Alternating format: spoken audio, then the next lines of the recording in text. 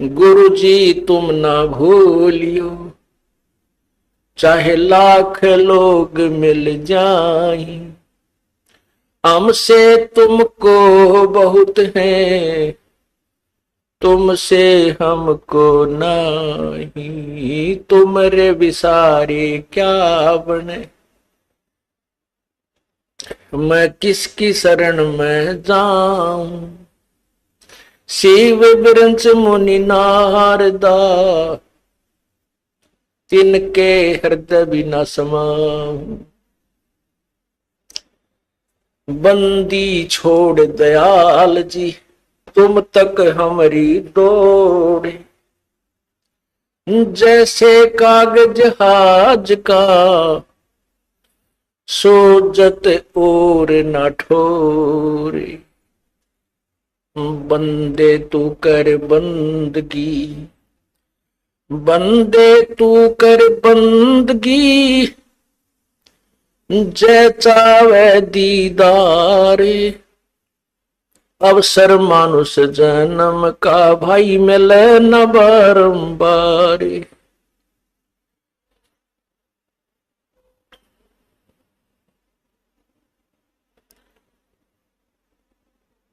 मानुष जन्म पाके जो नहीं रटे हरि नाम, भाई जैसे कुआ जल बिना फिर वो बनवाया क्या काम, लूट सको तो लूटियो राम नाम की लूटी, पीछे फिर पछताओगे हे प्राण जाएंगे छूटे, कबीर ये माया अटपटी, सब घट आने अड़ी, किस किस को समझाऊं या कुएं भांग पड़ी,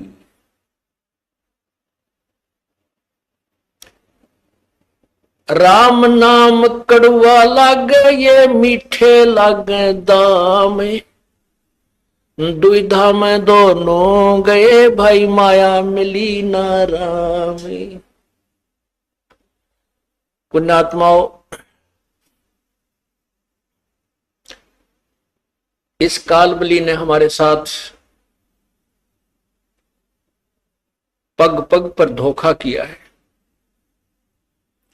और ये कालबली का एजेंट ये मन है। ये मन इस प्राणी को अच्छे काम की तरफ नहीं लगने देता, और जो इसके भविष्य में यानी आत्म कल्याण का जो मार्ग है उसमें तो ये विशेषकर ही नहीं लगने देता, जिस कारण से इसका स्वार्थ है कि ये जो भी भक्त है, मनुष्य ये प्राणी है, जब इनको मनुष्य शरीर प्राप्त होता है ये पूर्ण परमात्मा से परिचित ना हो जाएं और उसके ज्ञान को ये समझ ना लें, जिस कारण से ये तेरे जाल से निकल जाएंगे और तेरा ये संसार उजड़ जाएगा। क्योंकि काल भगवान को 1,00,000 मानव शरीरधारी प्राणियों के सूक्ष्म शरीर में पूरे जीवन में जो वासना वो इकट्ठी करते हैं उसको तपस्या पर भून कर उनको तल कर वो वासना निकाल कर अपना आहार करता है, आनंद मनाता है। या किसी का बेटा मरता है, किसी की बेटी मरती है, किसी के माता पिता मर जाते हैं, किसी के रिश्तेदारों की मृत्यु होती है और वो आनंद मनाता है। इसलिए ये काल भगवान इस जीव को अच्छे रास्ते पर नहीं लगने देता। अब हम अपने इस भक्ति मार्ग को ना पहचान कर जो पहले कर्म करते थे, भले ही हम बहुत अच्छे काम भी करने की चेष्टा करते थे, भाई किसी की आत्मा ना दुखावें, ऐसी भी पुण्यात्मा बहुत है जो बीड़ी शराब मांस तंबाकू को नहीं छूती, और ना उनकी नीयत किसी का बुरा करने की है। ऐसी भी कोई पिछले संस्कार ही उन पुण्यात्माओं के हैं, लेकिन फिर भी भगवान की तरफ आस्था नहीं है, परमात्मा की तरफ रुचि नहीं है। स्वाभाविक जैसे कोई 6 महीने में 1 वर्ष में कोई अपना जैसे परंपरागत पूजा है, वहां घर का एक सदस्य जाकर सारे का काम सबकी मन्नत मांग आता है और उसी को हम भक्ति मानते हैं, उसी से हम अपना आध्यात्मिक कर्म पूरा मान लेते हैं। उसके बारे में परमात्मा बताते हैं, जिन हृदय सा सोमरिया ताको तैसा लाभ, भाई ओसा प्यास न भागे ही जब तक धसे न आब। जो ये यथार्थ भक्ति मार्ग को ना समझकर साधना हम किया करते थे, लोक वेद के आधार पर जो साधना करते थे, वो पूजाएं तो ऐसी थी जैसे ओस चाट रहे हों। ओस के चाटने से प्यास नहीं बुझती, प्यास बुझेगी गट गट 2 गिलास ठंडे पानी के पिए जाएंगे। इसका उदाहरण ये है कि जो साधना हम करते हैं वो तो ओस चाटने तुल्य है, और जो यथार्थ ज्ञान सत भक्ति को समझकर तत्व ज्ञान के आधार से हम सत साधना करते हैं, शास्त्र अनुकूल साधना करते हैं, वो हम समझो गिलास के गिलास पानी पी रहे हैं और इसी से हमारी आत्मा की तृप्ति होगी, अन्यथा नहीं।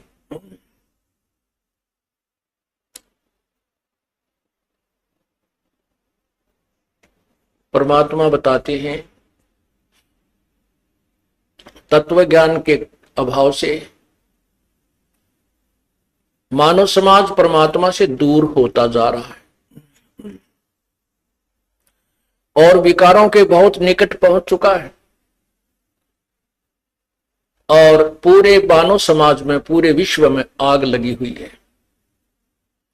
केवल माया ही उद्देश्य रह गया है, ना लज्जा रही, ना कोई किसी का जो है आपसी मेल जोल की परवाह रही, बड़े छोटे की कान नहीं रही, क्योंकि हम तत्व ज्ञान से दूर हो गए।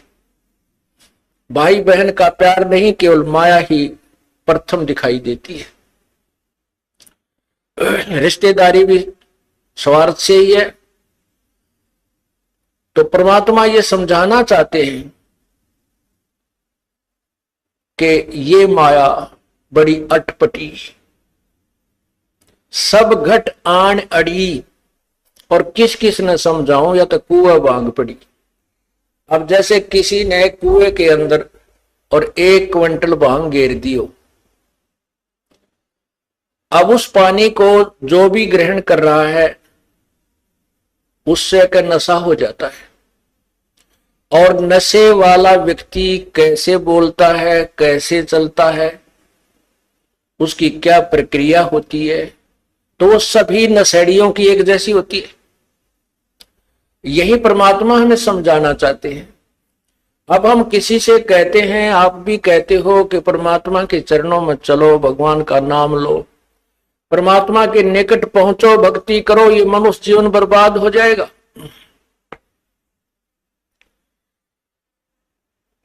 तो प्रथम तो इस बात ने कोई सुनकर राजी नहीं। क्या कहते हैं, भाई काम भी तो करना है, सत्संग में जाए तो के पार पड़े है, के पूरा पट्टे है, यानी कोई ना कोई बहाना ऐसा अड़ा कर बैठ जाते हैं कि वो कहने वाला चुप ही, समझाने वाले को चुप ही होना पड़ता है कि भाई यो नहीं मानना, कति ढीठ हो रहा है। तो उसके बारे में परमात्मा बताते हैं, फिर इसकी विरानमाटी शुरू होती है इस प्राणी की। जब तक पिछले जन्म के पुण्य आपके साथ है, अर्थात आपकी बैटरी चार्जड है और वर्तमान में चार्जिंग पर नहीं लगाई है, तो जब तक पूर्व जन्म की चार्ज, उसमें जितनी चार्जिंग हो रही है वो उतने समय तक तो पूरा काम करेगी। और जब वो डिस्चार्ज हो जाएगी, आगे चार्जर है नहीं, तो वो एक कदम बंद हो जाएगी, ना कोई पंखा चलेगा। इन्वर्टर की जो बैटरी चार्ज की जाती है, तो जब तक वो चार्ज है तब तक तो पंखा भी चल रहा है, बल्ब भी जग रहा है, कूलर ने भी घुमा रही है। और भविष्य में वो चार्ज नहीं की गई तो एक कदम बंद हो जाएगी, ना पंखा चलेगा और ना कोई उजाला रहेगा।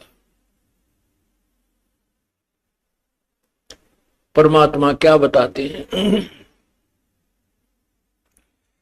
कि जो पुण्यात्माएं ये कहते हैं कि हम न शराब पीते हैं, ना हम किसी का बुरा करते हैं, ना हम बीड़ी तंबाकू प्रयोग करते हैं, तो हमें नाम लेने की क्या आवश्यकता है? हमने तो नाम ले ही रखा है, हम तो भगवान के वैसे ही निकट हैं। पुण्यात्माओं, यही ज्ञान सत्संग में समझाया जाता है जो हमें नहीं है। जो हमें ज्ञान नहीं है वो परमात्मा की वाणी से ही तुलना की जाती है, और परमात्मा की वाणी को हमें अंतिम मानना होगा, क्योंकि उसके वचन में कमी नहीं है। यह तो हमारी अज्ञान सोच है कि हम इस पर कितना तोल सकते हैं। हमारा जो मेजरमेंट टेप है वो ISI मार्क नहीं है, वो छोटी बड़ी है, तो हम उसी से नापते रहते हैं, तो वो मेजरमेंट, वो नाप तोल ठीक नहीं। हम संतों की वाणी जो ISI मार्क है उससे तोलेंगे और फिर अपने जीवन को सुचारू करेंगे, तो हम सफल होंगे। तो उनके लिए बताया जाता है कि ठीक है, बहुत अच्छी बात है, ये तो मानुष जीवन का प्रथम कर्तव्य है, किसी का बुरा नहीं करे, सोचे भी नहीं। और बीड़ी शराब मांस तंबाकू तो ये तो मनुष्य आहार है ही नहीं। मनुष्यों में भी जो बद्ध व्यक्ति होते थे, जो गांव से निकाल दिए जाते थे, जंगलों में रहा रहने लग जाते थे, वो राक्षस वो प्रयोग क्या करते थे। मानव समाज में स्वीकार्य नहीं है, और अब कोई गांव खाली नहीं, कोई घर खाली नहीं जो ये विकार ना हो। तो जैसे अच्छी बात है, जो अच्छे पुण्य कर्म है पिछले, बुराई नहीं कर रहे, लेकिन भविष्य में कोई चार्ज नहीं कर रहे अपने जीवन को। ये पूर्व जन्म की बैटरी आपकी यानी पुण्य कमाई चल रही है, जिस दिन यह खत्म हो जाएगी, बिरानमाटी शुरू हो जाएगी, चाहे अफलातून हो। यहाँ पर पुण्यात्मा, भारतवर्ष के राष्ट्रपति जी श्री ज्ञानी जैल सिंह जी पिछले जन्म की पुण्यात्मा थी, हिंदुस्तान की सुप्रीम पावर बन गए। और जब वह बैटरी डिस्चार्ज हुई, एक्सीडेंट हो गया, 6 महीने तक पैरालाइसिस होकर बोला भी ना जाओ था और तड़प कर मरना पड़ा। यदि उस पुण्यात्माओं को मार्ग ठीक मिल जाता, अच्छी बात है, भगवान ने पिछले जन्म के कुछ अच्छे संस्कार दिए हैं और जिस कारण से उसको उच्च पोस्ट प्राप्त है, वो पिछले जन्म की कमाई है। भविष्य की कुछ तैयारी नहीं की तो वो बैटरी डिस्चार्ज हो गई। इसीलिए सत्संग में समझाया जाता है कि जो बुराई नहीं करता और नाम भी नहीं जपता, गुरु भी नहीं बना रखा, एक व्यक्ति वो, और एक व्यक्ति वो है जो बीड़ी शराब मांस तंबाकू सारी को बंद करता है, और उसको वो व्यक्ति जो कुछ भी बुराई नहीं करता, अपना सीधा जीवन जी रहा, नाम वो भी ना लेता और नाम वो भिखारी भी नहीं लेता, दोनों बराबर हैं। दोनों बराबर हैं कैसे हैं कि जैसे एक खेत 1 एकड़ जमीन खूब बांस मार के छोड़ रखी है, उसमें कोई घास नहीं, कोई अड़ंगा नहीं, कोई डले नहीं, और उसके दूसरे किले में घास फूस खूब उगा पड़ा है, झाड़ जंखार झाड़ी भी जाम रही है, अर्थात बंजर पड़ा है। और उस जो समार रखा वो किला, उसमें भी कुछ नहीं बीज रखा, उसमें बीज नहीं बो रखा, तो वो उसी के बराबर है। दोनों यूजलेस हैं, व्यर्थ है। अब किसान जो होता है वो बड़ा परिश्रमी और उसको ज्ञान होता है कि जो ये बंजर जमीन पड़ी है ये भी उपजाऊ हो सकती है, उसका तरीका किसान को होता है। उस बंजर सभी जमीन को भी वो अपनी पूरे प्रयत्न से कभी पहले उस घास को काटेगा, झाड़ियों को गंडासियों तक काटेगा, फिर उसको जो है ट्रैक्टर से, हल से उसकी गुड़ाई करके संवार लेगा। और लाभ दोनों का जब होगा जब दोनों में बीज बीज दिया जाएगा।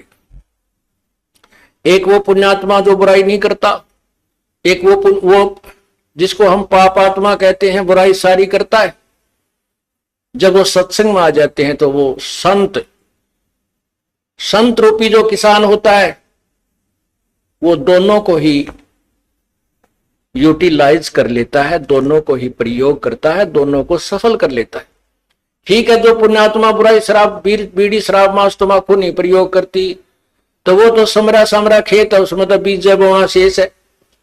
और जो सब बुराइयां करते हैं, डाकैते ही मारते थे, वो भी संतों के सत्संग ने सुनकर उनकी भी वह खेत समर गया और बीज बीज दिया। और बंजर जमीन घनी गजब की उग्या करे, बहुत जबरदस्त उपजाऊ होती है। पुराने इतिहास देख लो, जितने भी ज्यादा बद व्यक्ति थे, जब उनको सच्चा ज्ञान मिला उन्हें उस साइड में भी इतना डूंडा ठा दिया और आज सुप्रसिद्ध है। तो पुण्यात्माओं, ये तो मानुष जीवन समारे पार पड़ेगी, चाहे इस जन्म में या फिर कभी सूत बैठे कुत्ते गधे सुअर की जूनी भोग कर फिर मनुष्य जन्म में, यो काम तो करें पार पड़ेगी। अब आपको मनुष्य जीवन भी है और सत्संग सुनने को भी मिल रहा है। अब भी आप सफल नहीं होगे तो तुम्हारे जैसे निर्भाग नहीं, और आप जैसे भागवान भी नहीं, क्योंकि आपको परमात्मा ने मनुष्य जीवन दिया और ये तत्व ज्ञान आपके कानों तक पहुंचा दिया और आपकी रुचि बनी। और अब कभी रह गए फिर कितना ठिकाना धरती पर नहीं आपको। तो परमात्मा क्या बताते हैं, जो सत्संग नहीं सुनते, सत्संग में नहीं आते,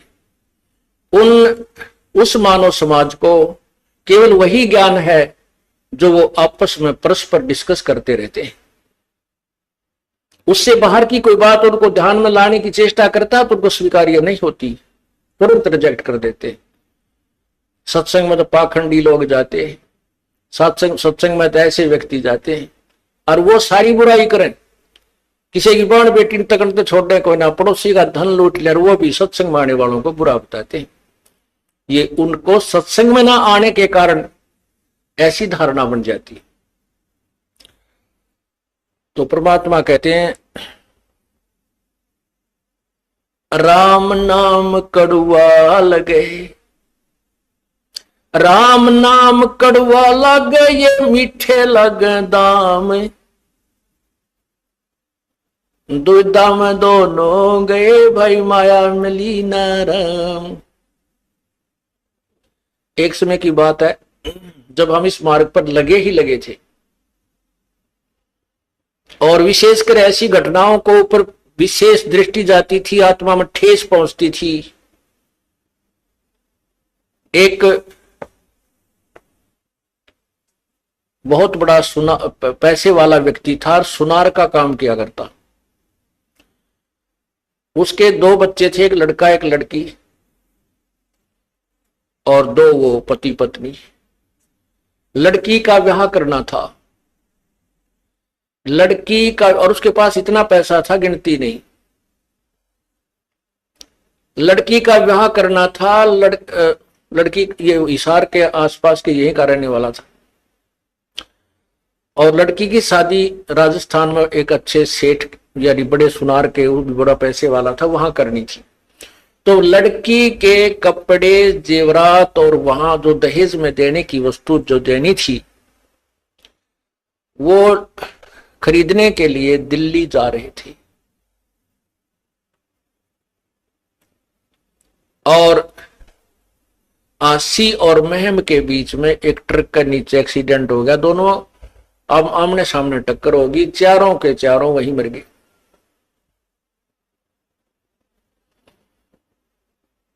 तो परमात्मा ये याद दिलाते हैं, इस झूठे सुख को सुख कहे, नर मान रहा मन मोदे, ये सकल चबीना काल का, भाई कुछ मुख में कुछ गोदे। ये तो काल ने अपनी खेती वो रखी है।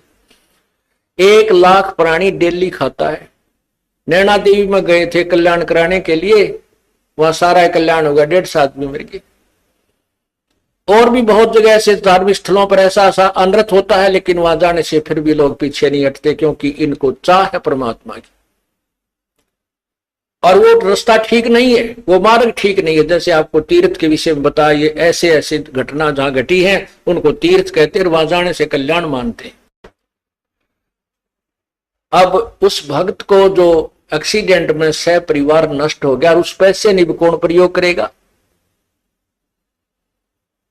रिश्तेदारों के जूत बाजेंगे, पड़ोसी लड़के मरेंगे, उसके भाईचारा लड़का मरेगा, वो उन औरों को और दुख देगा। राम नाम रटा नहीं, परमात्मा की तरफ रुचि बनी नहीं, माया जोड़ने में सारा जीवन खो दिया और वो माया साथ गई नहीं। और जो पैसे कमाने में, वो धन कमाने में जो पाप किए थे, वो भगत के साथ गए, वो उसके साथ गए। गधा बनेगा, कुत्ता बनेगा, सुअर बनेगा, बिरान माटी होगी, वो अभी शेष रहते। तो पुण्यात्माओं, ये दिखाई जब देता है जब इस ज्ञान रूपी आंखें बन जाती है। और इस सत्संग के अंदर ये मोतियाबिंद का ऑपरेशन किया जाता है। वैसे तो ये लोग बहुत शाणे नजर आते हैं, बुद्धिमान नजर आते हैं, बोलने भी ना देते हमारे भक्तों को, लेकिन उनको वो कति ज्ञानहीन है, भक्ति का मार्ग उनको नहीं है। और जिनको आत्म कल्याण का ज्ञान नहीं है, तो किसे विद्वान हो, कितने विद्वान हो, चाहे वो डबल MA के ट्रिपल MA कर रखी हो, वो तो इस जीवन में 2 रोटी का धंधा है बस, आगे कुछ नहीं इससे। और उस 2 रोटी के धंधे के लिए 16 साल तक लगातार बच्चे को हम फ्री छोड़ देते, तू पढ़ ले बेटा, बेटी पढ़ ले। और राम नाम के लिए हमारे पास 2 घंटे मुश्किल से मिलते हैं, और परमात्मा इतने दयालु हैं, ये फिर भी आपके बच्चे का कल्याण करने की चेष्टा करते हैं। यदि हम इस मार्ग को ढंग से समझेंगे तो ऐसा ही करना पड़ेगा, हमारे को समय भी लगाना पड़ेगा, 2 पैसे पुण्य भी करना पड़ेगा। अब क्या कहते हैं अनजान लोग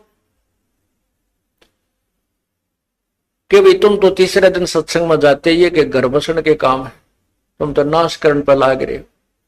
अरे ये वो व्यक्ति कहते हैं जिनने ज्ञान कति नहीं, और जिनको ज्ञान हो गया वो के मानने उनकी बौड़े, वो उनने बौड़े लागे।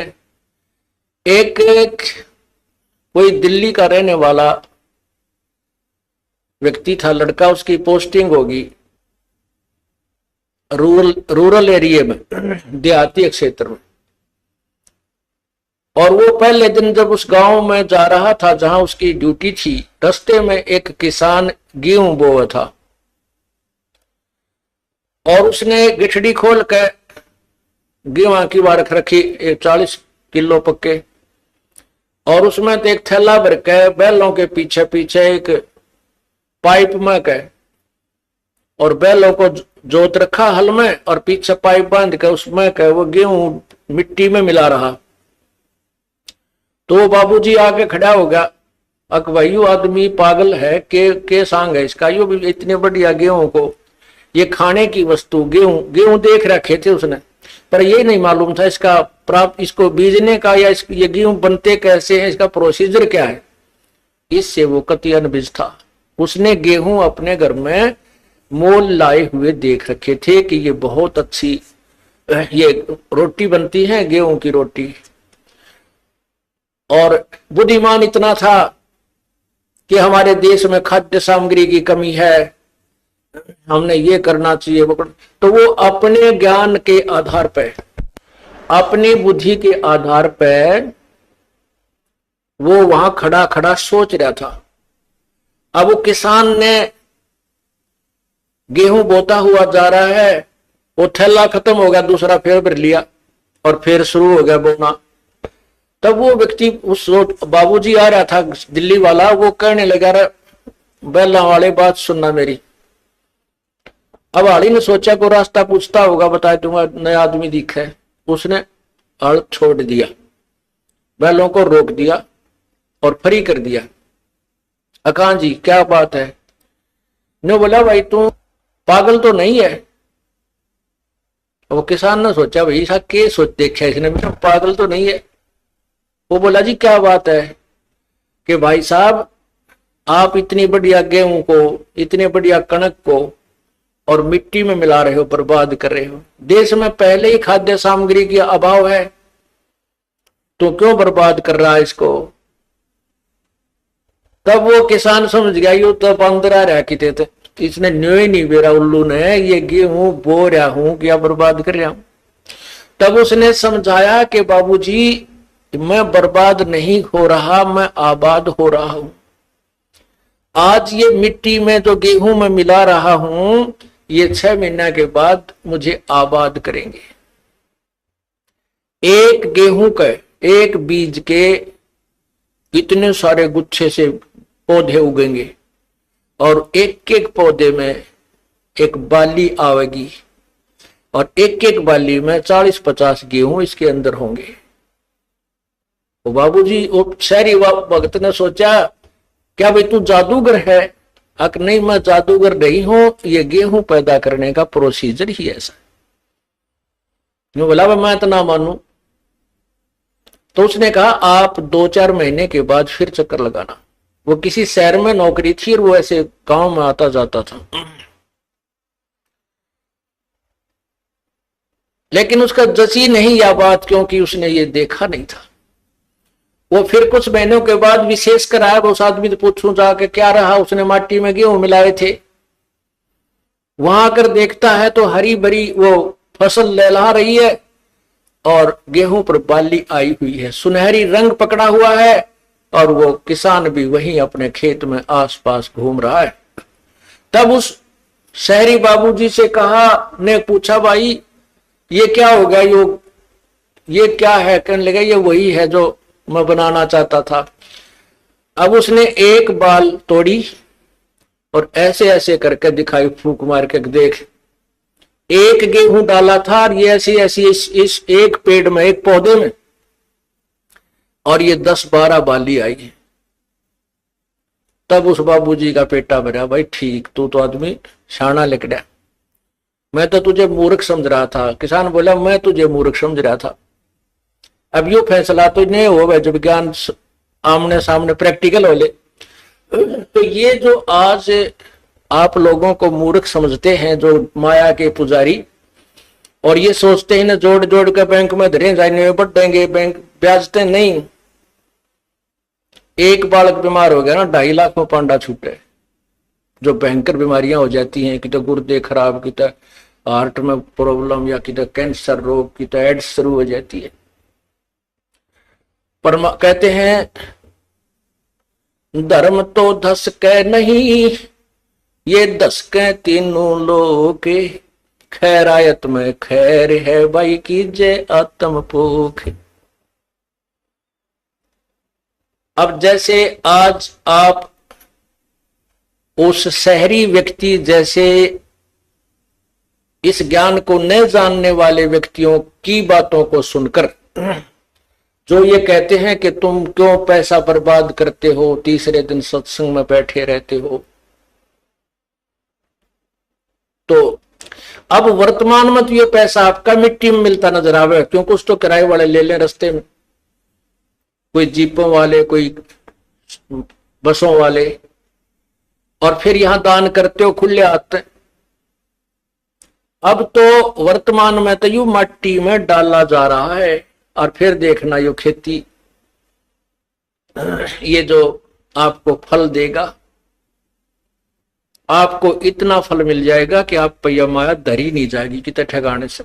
परमात्मा कहते हैं फिर इस माया को अपनी मत समझना, इसको घनी अच्छी मत समझना, ये तेरे जी का झाड़ बन जाएगी और तुझे मोक्ष मार्ग से रोक लेगी।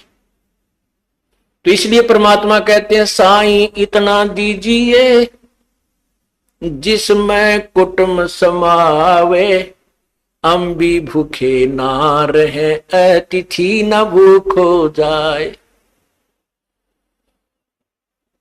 इतना मांगियो भगवान से, परमात्मा हाथ भी खुला रहे जा, और घना ना दे दियो कदे मैं इससे मुड़ पड़ो जो काड़े कोठी काराम फैक्ट्री में लगा रहा हूं और बिरान माटी हो जाए। तो पुण्यात्माओं, परमात्मा ने उदाहरण दिया अपने आप पर। सारी सृष्टि के संचालक उत्तम पुरुष है तो अन्य परमात्मा इति उदाहरते। ये लोक त्रयम्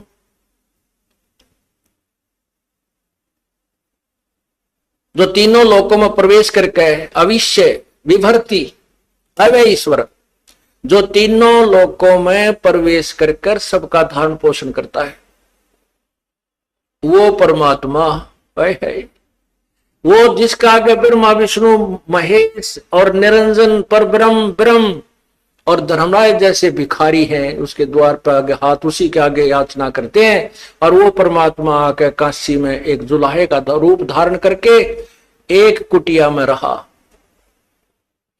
क्या बताना चाहते थे भाई? टोटे में भक्ति करे सोए सही सपूत, ये मायाधारी मस्करे है न जाने कितने जालिए ऊत। मायाधारी मस्करे कौन थे? ऐसे ऐसे दान किए, ऐसे ऐसी यज्ञ की और बहुत ज्यादा पूरी पृथ्वी पर भी शासन किया, जिन्होंने भक्ति नहीं की।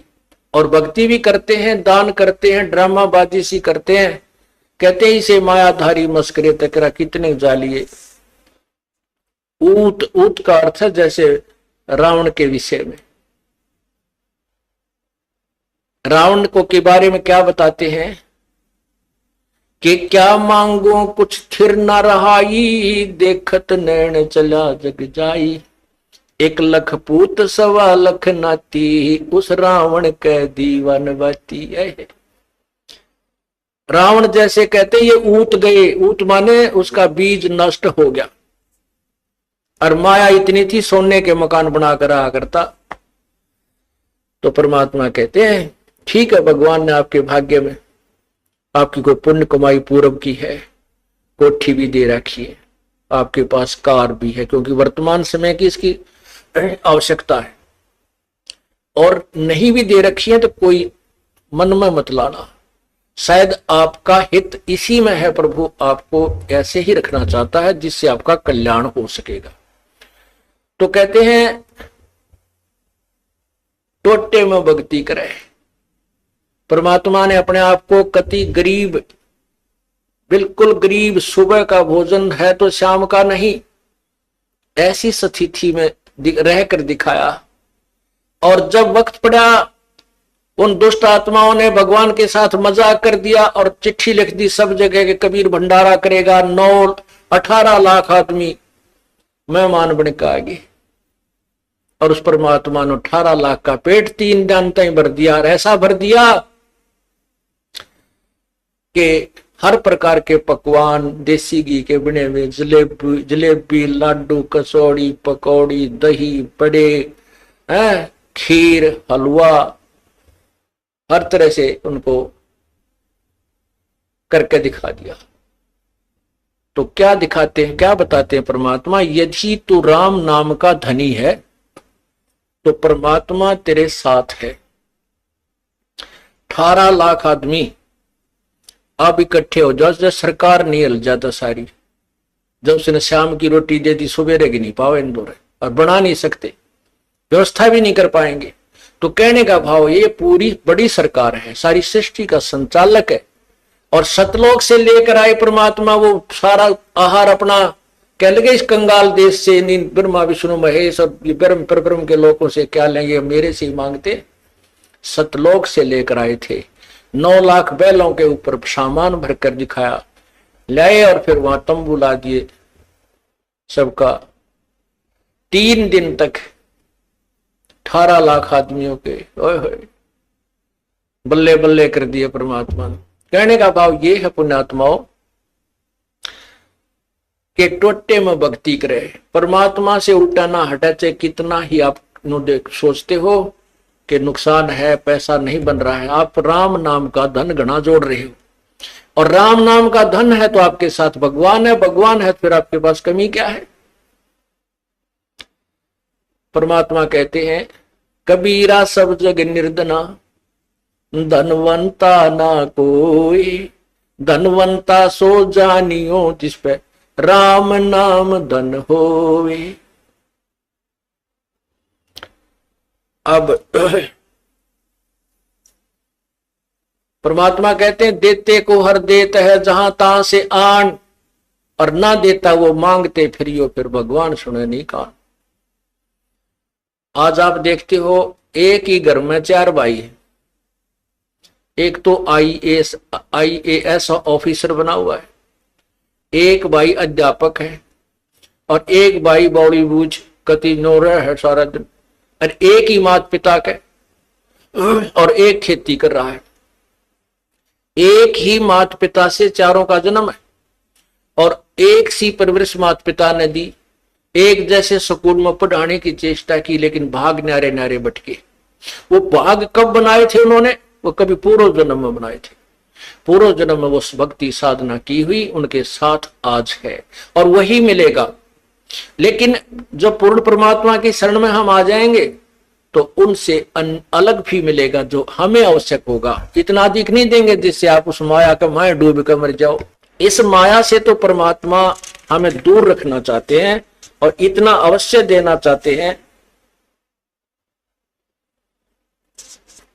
इतना अवश्य देना चाहते हैं कि बच्चे का दिल ना टूट जाए, ये भक्ति करता रहे।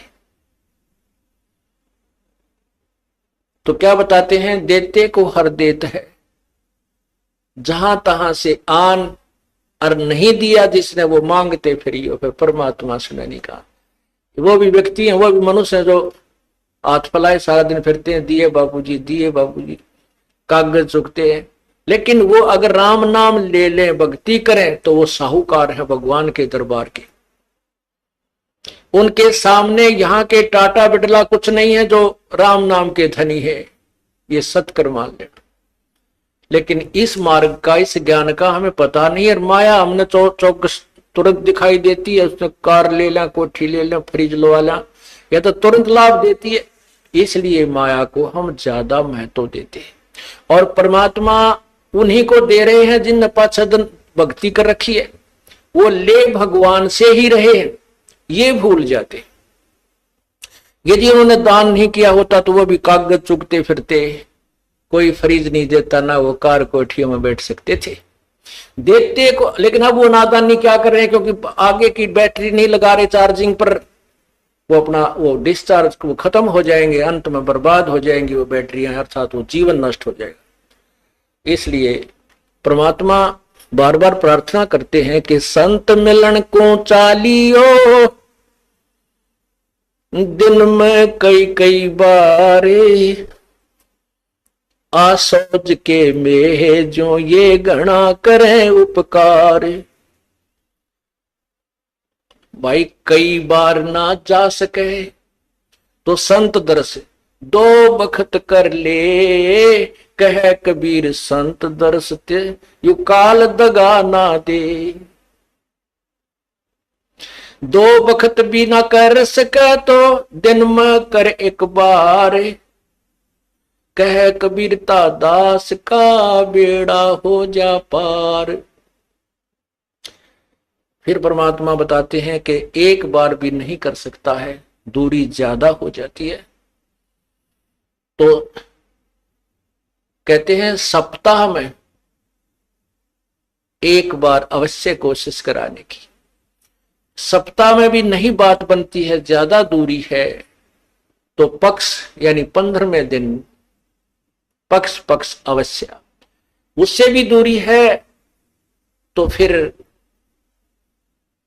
1 महीने में अवश्य दर्शन करने की चेष्टा कर, अवश्य पहुंच। और फिर भी कुछ ज्यादा ही विदेश दूर चला गया है तो 6 महीने तक चूकिए मत। और भी ज्यादा कोई मजबूरी या दूर चला गया है तो 1 वर्ष में संत के दर्शन के लिए अवश्य आइए। और दूर रहते हुए फिर कैसी भावना रखे? लाख कोस जो गुरु बसे और शेष समुद्रा तीर, एक पलक भूले नहीं जो गुण हो शरीर। कहते हैं गुरुजी चाहे लाख कोस की दूरी पर बैठे हैं लेकिन दिल से दूर नहीं होनी चाहिए। तो 1 साल में कोस अवश्य पहुंचना चाहिए। अब यहां भक्तों के शंका आती है कि गुरुजी अब 1.25 वर्ष तक अज्ञात रहे, दर्शन नहीं हो सके, तो क्या हम हमारे ऊपर, क्या हमारा जो नाम तो फिर खंड नहीं हो गया है? ऐसा कुछ नहीं है। ये लीला परमात्मा की है। जैसे कोई एक्सीडेंट हो जाता है और वही उसमें टांग टूट गया, प्लास्टर बांधे रहना पड़ता है और चारपाई पे लेटा पड़ा रहना होता है। लेकिन जब ठीक हो जाए, जब थोड़ा ही पड़ा रहना है, फिर तो काम करे, घूमे, फिर अपने सारे कार्य सुचारू करे। तो ये कोई लीला है परमात्मा की, इनमें ऐसा कोई दोष नहीं आता। क्योंकि आप तो रो रहे थे, आप गुरु जी से दूर नहीं थे, आपकी आत्मा तड़फ रही थी और उन नादान लोगों ने स्वयं भी पाप कमा लिया, जिन्हें हमारा विरोध करके ये ऐसा झूठा केस बनाकर परमात्मा के कुत्तों को सजा, उन्होंने हमारे को प्रताड़नाएं दी है, जेल में डाला। अब मुझे इस बात का डर है कि उन गेला के बनेगी। इतनी आत्मा रुआ रखी है उन्होंने, उनकी हाय पाड़ के दर देगी, उनके मनमाने कई पीढ़ियों तक का नाश कर देगी। हम किसी को दुर्शीष नहीं दे रहे, लेकिन उनके किए हुए कर्मों का प्रतिफल बता रहे हैं। ऐसी बिरान माटी होंगी उन लोगों की, कुत्ते बनेंगे, कीड़े पड़ेंगे, खाज लगा करेगी, टांग टूटेंगी। ये मुख्य दोषी वो लोग हैं जो स्वार्थवश जनता को गुमराह करके और संतों का विरोध कराते हैं। लेकिन दोष उनको भी लगेगा जिन्होंने पाखंडियों की बात बिना देखे सुने मान ली। तो पुण्यात्मा उसमें दोष नहीं था, आपकी तो अधिक कर्म बने हैं, आप हृदय से रोए हो। जैसे धर्मदास जी को परमात्मा ने 6 महीने तक तड़पाया था, उसके अंदर की कसक देखने के लिए और बनाने के लिए, और फिर जब वो परमात्मा मिले तो और अधिक प्रेम से, और प्रेम और बढ़ा हुआ था। तो पुण्यात्मा यही समक्ष प्रत्यक्ष प्रमाण है कि कोई भी बच्चा परमात्मा से दूर नहीं हुआ, आपकी दूनी कसक पड़ी है। तो वही आपने ये ज्ञान समझ लिया कि जैसे बंदी छोड़ दयाल जी तुम लग हमरी दौड़, और जैसे काग जहाज का सूझ और निठर। आप इतना ज्ञान युक्त हो गए हो जैसे समुद्री जहाज के ऊपर शाम के समय कौवा इस दृष्टिकोण से बैठ जाता था, जो 4 बजे से जहाज प्रस्थान होता बंदरगाह से, कि ये खाना खाएंगे और वहां टुकड़े खाऊंगा। तो पूरा बाजार सा लगा हुआ होता है समुद्री जहाज में, सारी व्यवस्था होती है, होटल भी होते हैं, वहां कैंटीन भी बनी होती है, सब तरह की दुकानें होती है, एक शहर सा होता है। पुराने समय की बात है जब ये इंस्ट्रूमेंट नहीं थे जो वर्तमान में है, जो बहुत सेंसिटिव इंस्ट्रूमेंट नहीं थे, उसमें एक वो रखा करते थे दिशा सूचक, और वो दिशा सूचक को भी कोई ऐसी जो चुंबकीय चट्टान होती थी वो डिस्टर्ब कर देती थी, उसकी दिशा को बदल दिया करती थी। तो जब वो उस दिशा सूचक को चेक करने के लिए ये ठीक काम कर रहा है या नहीं, हम अपनी सही दिशा में जा रहे हैं या नहीं, उसके लिए वो क्या तरीका अपनाते थे उसकी जांच का, कि जो कौवे ऊपर बैठे होते थे उनको डड़ा मारते थे, पत्थर उनको जहाज से विवश कर देते थे उड़ने के लिए, तो वो कौवा वहां से उड़कर चल पड़ता। और कौवे में परमात्मा ने एक विशेष ऐसी वो दे रखी है, उसके अंदर ऐसा इंस्ट्रूमेंट ला रखा है कि वो उस दिशा को नहीं भूलता जिस दिशा से वो चला था। वो ये ख्याल रखता है कि मान ले ये मुझे यहां से धक्के मारेंगे तो मैं फिर उस दिशा में अपने घर की तरफ चल पड़ूंगा। वो आंखें रात्रि में भी उसी चिंता में उस दिशा को भूलता नहीं। और रात्रि के समय वो जहाज निकल जाता 200 किलोमीटर, और वहां जब वो 200 किलोमीटर जहाज चला जाता तो वहां जल ही जल नजर आता था, कोई आसपास कोई शहर या किनारा दिखाई नहीं देता। तो वो काग उड़ता वहां से, वो कौवा उड़कर चल पड़ता है अपनी उसी दिशा में जिस दिशा से वो जहाज चला था। अब कौवा तो उड़ रहा है, तो वो जहाज वाले अपने दिशा सूचक को चेक कर लेते थे, ये सही है, अब सही दिशा में चल रही या नहीं। उधर से वो कौवा जाता है 10 किलोमीटर 20 किलोमीटर, फिर आगे देखा कि तो बैठने जगह कोई नहीं, वो फिर मुड़कर देखता है कि उसको वो जहाज ही दिखाई देता अपने प्राण बचाने के लिए। वापस आकर के उस जहाज पर ही विश्राम पाता है। तो पुण्यात्माओं, जब आप इस ज्ञान से पूर्ण परिचित हो जाओगे, उस समय आपको इस सतलोक आश्रम, क्रोथा और बरवाला और इस दास के अतिरिक्त और कबीर परमात्मा के अतिरिक्त तुम्हें कोई स्थान दिखाई नहीं देगा। सब डूबने का होगा, पैर रखते ही डूबने का होगा, क्योंकि चाहे कितने प्यारे और कितने ही नेक भाई बहन रिश्तेदार हैं, वो तो इसी समय में हमारे साथ रहेंगे। आगे ना जाने अपने संस्कार वो कहाँ जाएंगे, वो हम कहाँ जाएंगे, ना जाने कि तो पशु बनेगा, कोई पक्षी बनेगा, कोई जानवर बनेगा। हो सकता है किसी पुण्यात्मा को मनुष्य विशेष रह रहा, वो भी मिल सकता है।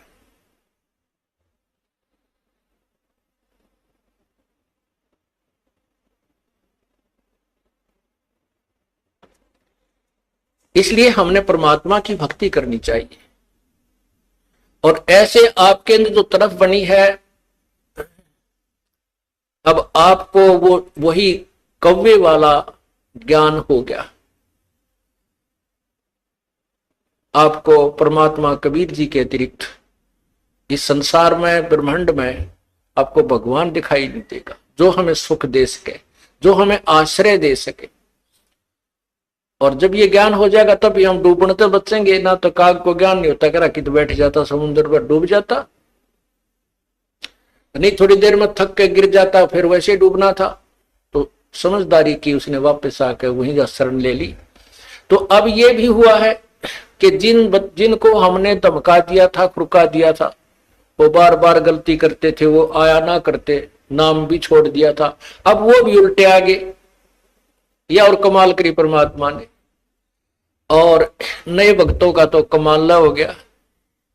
3 महीने दास को जेल से आए हुए हैं, लगभग 4000 व्यक्ति परमात्मा के चरणों में नए आ चुके हैं। तो इससे सिद्ध होता है कि सांच को आंच नहीं होती। परमात्मा कहते हैं, जय कंचन बिष्टा पड़े।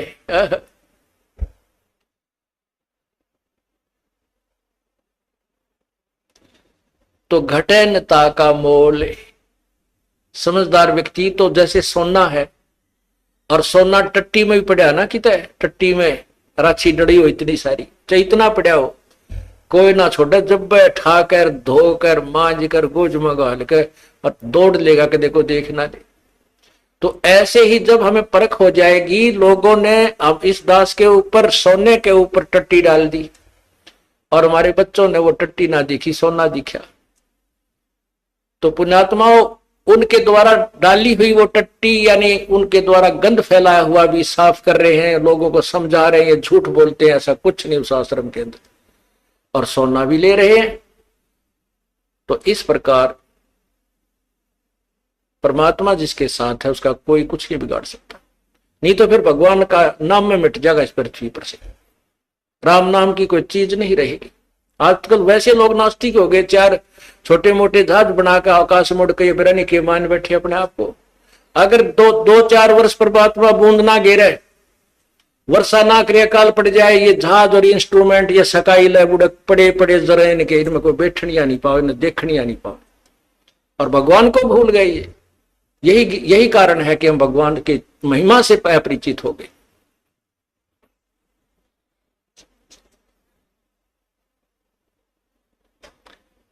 अब प्रसंग चला था, सतगुरु के दरबार में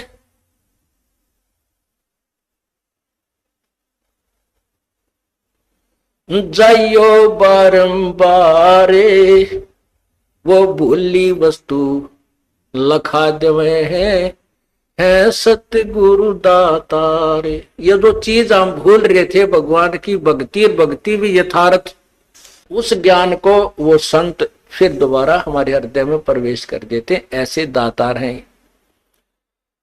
अब पुण्यात्माओं, ठीक है, जो हमसे परिचित नहीं है वो तो लोगों की दंत कथा सुनकर कुछ भी कहते रहे, सुन और कुछ भी कह सकते हैं, क्योंकि जनता का तो काम में यो है।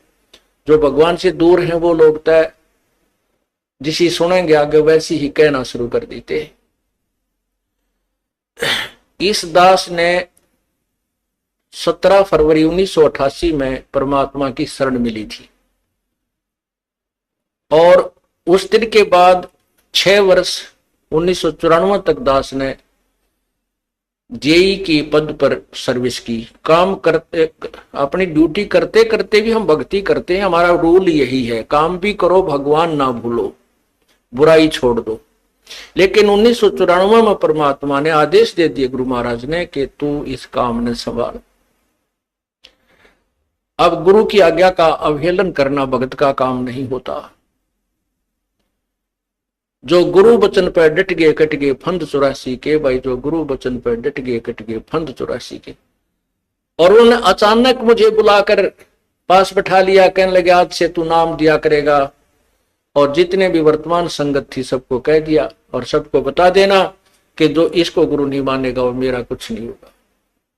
मेरे पसीने आ गए कि मैं तो 2 कौड़ी का जीव, एक मजदूर आदमी, और परमात्मा ये इतना बड़ी जो है ना, इतना बड़ा जिम्मेवारी का काम।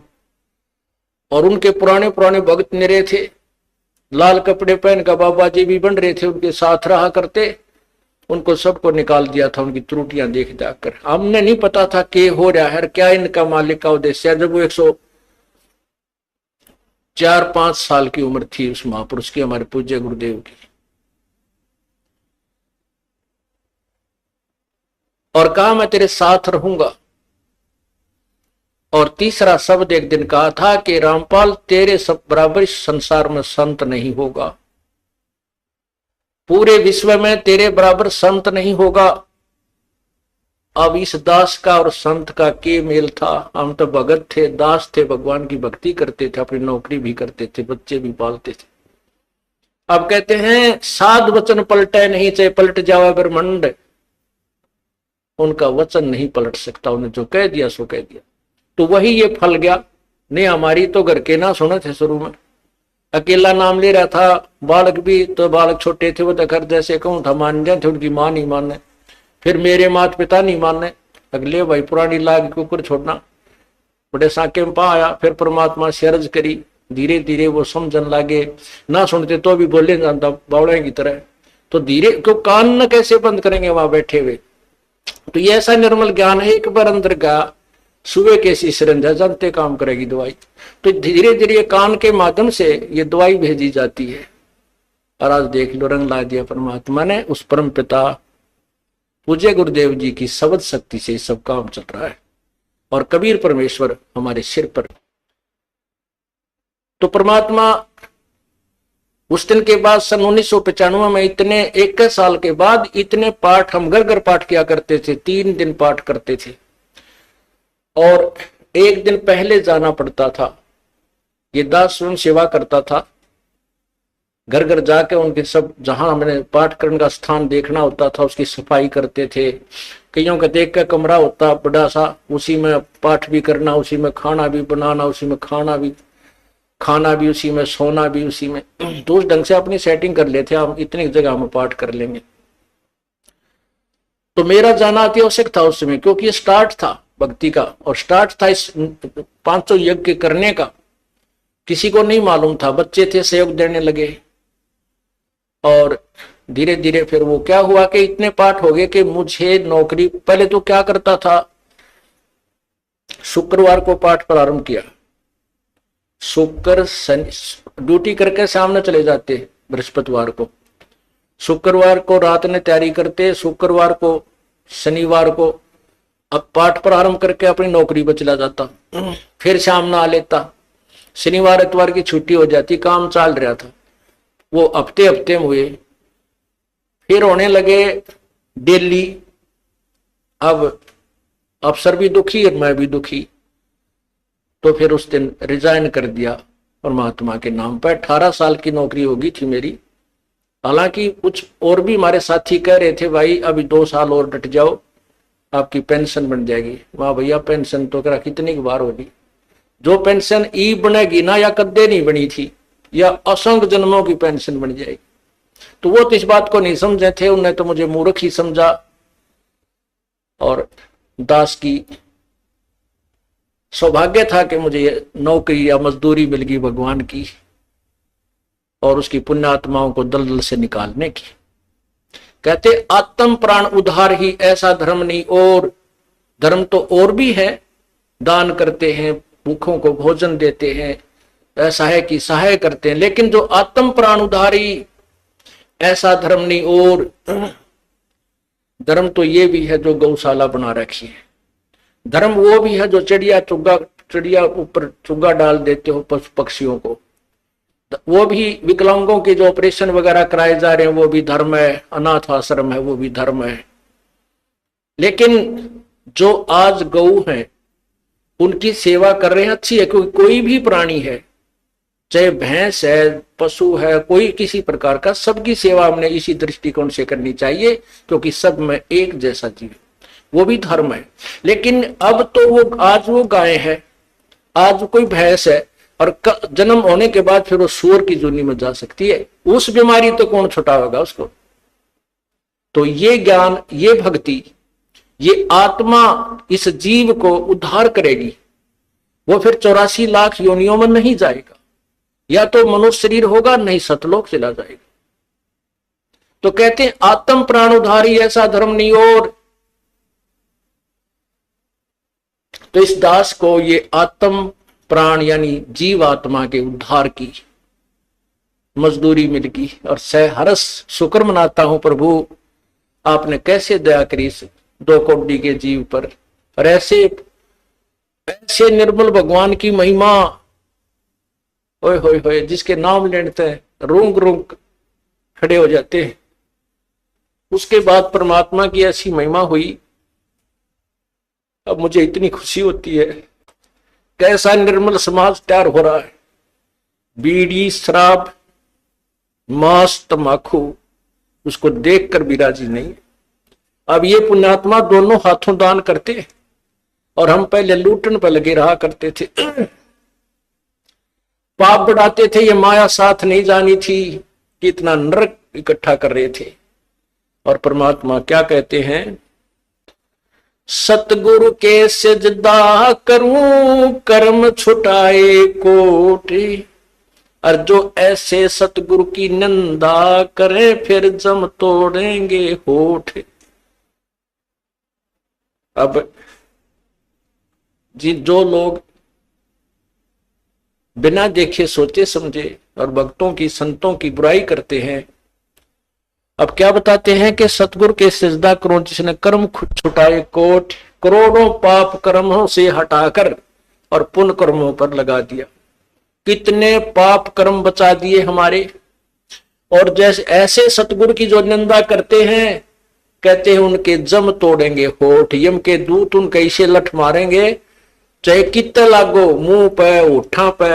होठ इसलिए कहा कि इस पर ज्यादा दर्द होया करे, सोई भी बुढ़ी आया करे। तो कहते हैं वो जम तोड़ेंगे होठ जो बकवाद किया करते थे, संतों की निंदा करते थे। नित्यानंद जी महाराज ने यहां तक कहा है, भाई तू ना मानता ना, ठीक है अपना और काम कर ले, और कुछ कह सुन ले, पर संत की निंदा मत करिए, ये तेरे लिए बहुत जबरदस्त पाप बन जाएगा। लेकिन जो इस मार्ग से परिचित नहीं है, वो नादान बच्चे आगे में हाथ दे देते, बिजली के तार को छू लेते। और ज्ञान होता सत्संग से, और सत्संग में ये काल नहीं आने देता। तो उस दिन के बाद परमात्मा की ऐसी रजा हुई कि बाग लाग गया भगवान का। और यही प्रार्थना करता रहा, परमात्मा तेरे बच्चे तुझे समझे पहचाने, दास को ये नौकरी दी है, इसमें सफल भी आप ही करोगे। इन लोगों ने तो आपको भी नहीं बख्शा था, जब जिसमें आप यहां आए थे काशी में 120 वर्ष रह कर गए, सारा जीवन आपके पीछे पड़े रहे। उन दुष्ट आत्मा स्वार्थियों ने अपने स्वार्थ के लिए जनता को सत्य ज्ञान नहीं समझने दिया, और परमात्मा को बहुत यातनाएं दी गई। अब उनकी जो यातनाओं, उनके साथ जो हुए संघर्ष को देखकर इस दास का दिल डटा हुआ है। कि हमारे साथ तो अभी कुछ भी ना हुआ है, जो उस परमात्मा के साथ कितना तेल के कढ़ाई में डाल दिए, कितना काट काट के घेर दिए, कितना कुएं में डाल के ऊपर तो डले ठोक दिए, और फिर भी डोके न पाए। वो तो समर्थ थे और जनता कुछ नहीं बिगाड़ सकी और ना ही उनको समझ सकी। समझना चाहिए था, कुछ लोग समझे भी थे, लेकिन बाद में फिर वो ठीक ढंग से ना लगे तो भगवान ने उनको स्वयं ही रिजेक्ट कर दिया था। परमात्मा क्या बताया करते थे, कैसा एथेंटिक उदाहरण दिया करते थे। अपने आत्माओं क्या बताते हैं, भाई सिर साटे की भक्ति है और कछु नहीं बात, सिर के साटे पाइयो अवगत अलख अनाथ। अब शीश कैसे देना है, शीश ये नहीं भाई काट के सिर चढ़ा दे भगवान के चरणों में, ऐसे नहीं। जैसे आपको परसों के सत्संग में सुना था कि गुरुदेव को समर्पण कर दिया जाए। समर्पण का अर्थ यह है कि जो आज्ञा दे वही की जाए, चाहे वो बुरा लग रहा है चाहे अच्छा लग रहा है, उसमें हमारा हित है, अति हित होता है। और संत क्या कहते हैं, भाई बीड़ी शराब मांस तम्बाकू ये मत पीना। संत कहते हैं चोरी जारी नहीं करना, डाके ना डालना, किसी की जेब ना काटना, ये महापाप है तेरे लिए। अपना करके खाना बेटा, भगवान भजना, इससे तेरा कल्याण होगा। और हम यही वचन नहीं मानेंगे तो फिर यहाँ स्कूल में आने की आवश्यकता क्या, इस विद्यालय में सत्संग में आने की आवश्यकता क्या। हम गलतियां भी गलती पे गलती करते रहे और फिर सत्संग में भी आ रहे हैं, तो वो फेल हो जाएंगे विद्यार्थी, वो पास नहीं हो पाएंगे। और परमात्मा के पाने का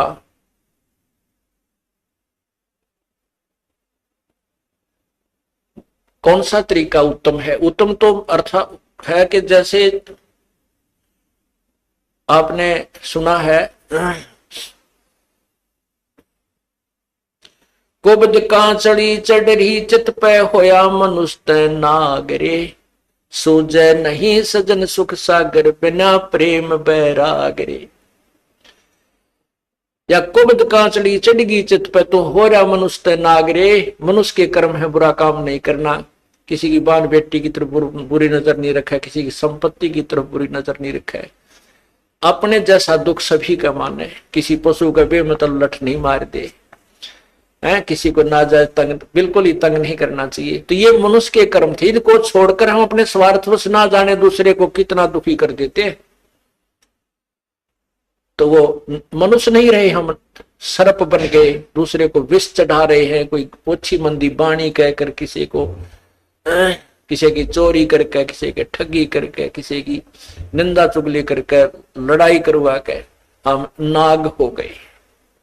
और सूझे नहीं सजन बिना प्रेम बैरागरे, वो सुख सागर यानी परमात्मा, सुख सागर माने परमात्मा जो सभी सुख देने वाला है, उसकी प्राप्ति बिना प्रेम और वैराग के नहीं हो सकती। वैराग का अर्थ ये नहीं है घर त्याग का जंगल में जा बैठना, उसके बारे में परमात्मा ने बताए थे, एक नारी त्याग दीनी पांच नारी गैल वे, पाया ना द्वारा मुक्ति का सुखदेव करी बहुशैल वे। सुखदेव ऋषि मां के गर्भ से ही 12 वर्ष का होकर बाहर निकले थे, और उसको गर्भ में इतना ज्ञान था कि मैं अब जंजाल में नहीं फंसूंगा, ना शादी करवाऊंगा, और जंगल में जाकर एकांत में माया के, माता पिता भी माया है, माता पिता भाई बहन यह भी काल की माया है, क्योंकि इस विष्णु जी के गुण मोह के अनुसार हम इनमें फंस जाते हैं, हम नहीं निकल सकते, चाहे तड़कल मर जावा पर नहीं छूट सकते इनसे, फिर ये हमारे साथ ना रहते ना हम इनके साथ रह पाते। तो इस तरह का ज्ञान तो उसको था। उसने मां के पेट से निकलते ही अपनी और नाल को भी कंधे पर डाल ली, और व्यास जी कहते हैं बेटा मुझे दर्शन दे जा, बेटा मुझे दर्शन दे जा। अरे दर्शन तक दे दे, तेरी 12 साल बाट देखी मारा छोरा होगा। तो दूसरी तरफ मुंह किए हुए कहता है कि व्यास जी ना जाने कितनी बार तू मेरा बेटा और मैं तेरा बाप हो लिया, ना मेरा कितनी बार मैं तेरा बेटा तू मेरा बाप हो लिया। ये तो बूंदा जंजाल है, मैं ना देखूं थरे का ना कदे मेरी भी मैं ना फंस जाऊं। फिर उसने शादी नहीं कराई, शादी भी नहीं कराई, और फिर पिछले जन्म की जो बैटरी चार्ज थी, आकाश में भी जाने लगा, उड़ भी जाता था, सारा कुछ करता था, लेकिन तत्व ज्ञान नहीं था। अभिमान जो का तो जब विष्णु भगवान ने ये कहा कि जाओ राजा जनक से उपदेश ले लो, अभिमान हो गया, कट गया। ने बोला राजा जनक गृहस्थी बाई और कैसे शीश निभाऊं जाई। हम सुखदेव बोले ज्ञान विवेका, अपनी तरफ से बड़ी बुद्धि से बात करी, विवेक के साथ क्या कहता है, हमने स्त्री का मुंह भी ना देखा। यानी राजा जनक को वो घटिया मान रहा था अपने से, क्योंकि वो शादीशुदा है। इसके बारे में बताते हैं, 5 एक नारी त्याग दीनी, 5 नारी गैल बे। ये काम क्रोध मोह लोभ अहंकार ये भी तो माया है त्रिगेला, इनको त्याग बेटा। जब जब तू त्यागी बनेगा, केवल एक स्त्री को छोड़कर भाग जाने से तू मोक्ष प्राप्ति नहीं कर सकता। अर्थात परिवार त्यागन मात्र से तेरा कल्याण नहीं है। परिवार में रहे, अपनी भक्ति कर, बच्चों को भी ला लाइन पे। जब पिताजी सत्संग में आता है तो बच्चे तो अपने आप आएंगे, उनका तो और दिल खुलेगा। अब कई बहन ज्यादातर ये परेशानी होती है उनके जीने कि हमारा पति नहीं मानता, बच्चे भी डर छुप कर कभी दाव लगा कर आते हैं, और पिता आ जाते कहना है कि माँ भी गेल हो जाए, तो बच्चे तो अपने आप आ ही जाते हैं। जैसे रंग हम रंगेंगे रंग जाएंगे ये। तो कहते हैं ये वैराग नहीं है, वैराग है, वैराग नाम है त्याग का 5-25 माह, ये सारे शरीर में और इसी में हम रहे, इसका नाम वैराग है। कैसे है कि एक सीप बनती है, सीप में मोती बनता है, एक कीड़ा होता है, सीप एक जीव है। जैसे ये शंख आपने देखे होंगे, ये भी एक जीव से बनता है, ये ऊपर का कवर होता है, उसका शरीर होता है। ऐसी एक सीप होती है और वो खारे समुद्र में रहती है, और खारे समुद्र को वो ग्रहण नहीं करती, उस पानी को ग्रहण नहीं करती मोती बनाने के लिए। आकाश से स्वाति नक्षत्र की बूंद गिरती है और उस समय उसका मुंह खुला हुआ होता है, तो उसके मुंह में वह एक बूंद गिर जाती है, फिर वो मुंह को बंद कर लेती है और उसी समुद्र में गोते लगा रही है। तो इसी प्रकार जो संसार भगवान से दूर है वो खारा समुद्र है, और जो सीप यानी जो भक्त आत्मा परमात्मा का नाम लेकर अपना मुंह बंद कर लेती है, संसार की नहीं सुनती, उसकी बातों को अपने अंदर नहीं जाने देती, तो वो राम नाम का मोती बनाकर परिपक्व कर लेती है। तो यहां बताते हैं कि वैराग नाम है त्याग का। नो त्याग करना, किसी की सुननी है नहीं, कोई क्यों में बांटा कहें जाओ भाई तुम अपने राज्य हम और भक्ति करे, ये है त्याग वास्तव में। ना किसी का बुरा माने, कोई गलत कर रहा कह ले भाई तेरी इतनी सोच है, और अपने उद्देश्य से दूर ना हो, उसे वंचित ना हो। फिर क्या बताते हैं, परमात्मा के पाने की विधि। जैसे सूरज के आगे बदरा, ऐसे कर्म छयारे, प्रेम की पवन करे चत मंजन, जल के तेज नयारे। ओए होए, अब वही पॉइंट आ जाता है कि सूझे नहीं सजन सुख सागर, बिना प्रेम बैरागरी। जब तक हमारा प्यार हमारे हृदय में रोना अपने भगवान के प्रति नहीं जागता, तब तक हमारे बीच में कोई मैल शेष है। और उस मैल को हटाने के लिए, उस मैल को कम करने के लिए ये सत्संग रूपी, ज्ञान रूपी, 5 यज्ञ रूपी, सुमरन, ये सभी व्यवस्था उस मैल को काटने की ही दे रखी है। ये जितना कटता जाएगा उतना प्रेम, परमात्मा में प्रेम आपका बढ़ता चला जाएगा। जैसे सूरज के आगे बदरा, ऐसे कर्म छयारे, प्रेम की पवन करे चित मंजन, वो झलके तेज नयारी। जैसे सूर्य के सामने बादल आ जाते हैं और सूर्य का प्रकाश नजर नहीं आता, ऐसे आत्मा और परमात्मा के बीच में पाप कर्मों के बादल छाए हुए हैं, और प्रेम की पवन करे चित मंजन। राम नाम का वो सिमरण जो दे रखा आपको, सतनाम कहते, उसके ऊपर तो आपका चित्त मन लगा रहे। और प्यार की पवन जैसे हवा चलती है, बादलों को इधर उधर फेंक करके सूर्य का प्रकाश चमकने लग जाता है। प्रेम की पवन करे चित मंजन, झलके तेज नयारे। वो परमात्मा आपको दृष्टिगोचर हो जाएगा, आपके जो पाप कट जाएंगे, आपके बीच में जो पाप कर्मों की द्वार, अज्ञान की द्वार है, वो हट जाएगी। अज्ञान की द्वार ज्ञान से हटेगी और पाप कर्मों की द्वार जो है वो इस सब भक्ति विधि से हट जाएगी। पुण्यात्मा एक अंधा था और बड़ा भक्त था।